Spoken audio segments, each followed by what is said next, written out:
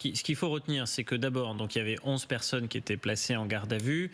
Il y en a 7 qui étaient présentes sur les lieux.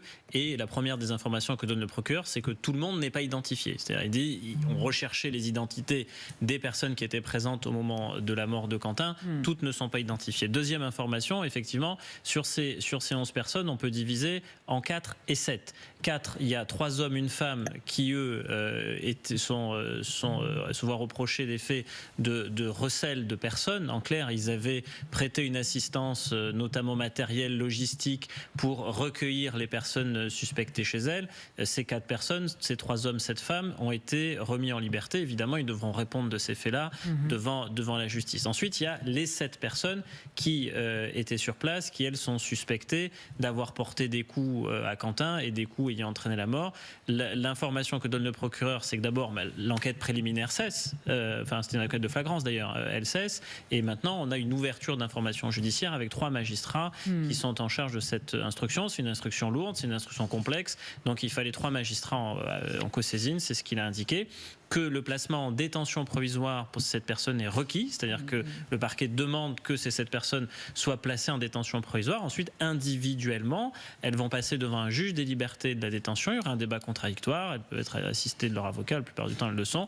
Et donc on verra si effectivement elles dorment en prison ce soir. À ce moment-là, à ce stade, c'est une réquisition. Ça ne veut pas dire que automatiquement, même si la probabilité est élevée, automatiquement elles vont dormir en détention. Enfin, ce que nous dit également le procureur, c'est que ces investigations vont se poursuivre parce qu'il y a des questions auxquelles il ne répond pas, il ne peut pas répondre. On attendait de savoir si tout avait, par exemple, reconnu avoir porté des coups mortels ou certaines d'entre elles à minima. En fait, il dit qu'aucune ne reconnaît avoir porté des coups mortels, sauf que des coups mortels ont bien été portés puisque Quentin a perdu la vie. Donc ça, il va quand même falloir déterminer dans le cadre de cette investigation qui a porté ces coups et notamment ces coups mortels. Lui a été posé la question de savoir si parmi ces personnes, certaines étaient fichées S. Il ne répond pas à cette question, disant qu'il ne dispose pas de cette information. Or, cette information, elle est quand même connue dans la mesure où si vous êtes fiché S, vous figurez au fichier des personnes recherchées. Donc cette information existe, mais lui ne la communique pas et c'est tout à fait son droit, mais nous, on se le demande. Et en dernier lieu, il y a une question qu'on se pose depuis le départ, c'est qu'a fait Quentin ? En clair, est-ce qu'il a participé ou pas aux violences avant de trouver la mort? Et ça, il n'y a aucune information qui, pour le moment, est donnée à ce sujet. Donc, forcément, les investigations vont se poursuivre. Il y a encore beaucoup de questions, mais on a un petit peu progressé dans le sens où il y a des personnes suspectées et que parmi ces personnes suspectées, certains ont reconnu avoir porté des coups. Au-delà d'avoir reconnu leur simple présence, reste à savoir qui a porté ces coups mortels. Mais juste sur ce point, les personnes qu'il reste à identifier, encore une fois, alors des réseaux sociaux, des vidéos, ça peut surprendre, expliquez-nous. D'abord, elle s'était dissimulé le visage. Ensuite, elle portait des tenues qui étaient assez similaires.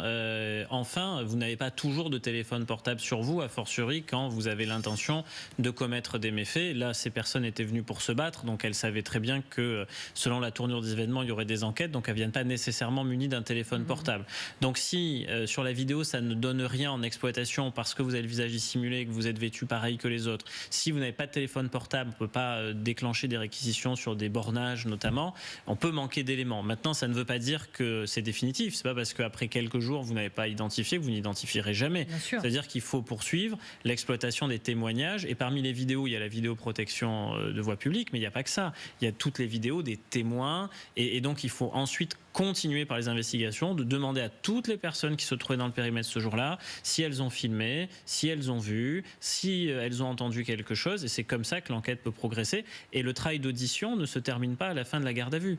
Quand vous êtes mis en examen, d'abord vous êtes entendu une première fois par le juge et ensuite on peut vous réentendre. Et dans ce cadre-là, on peut aussi obtenir des informations en les recoupant et à parvenir à identifier d'autres personnes.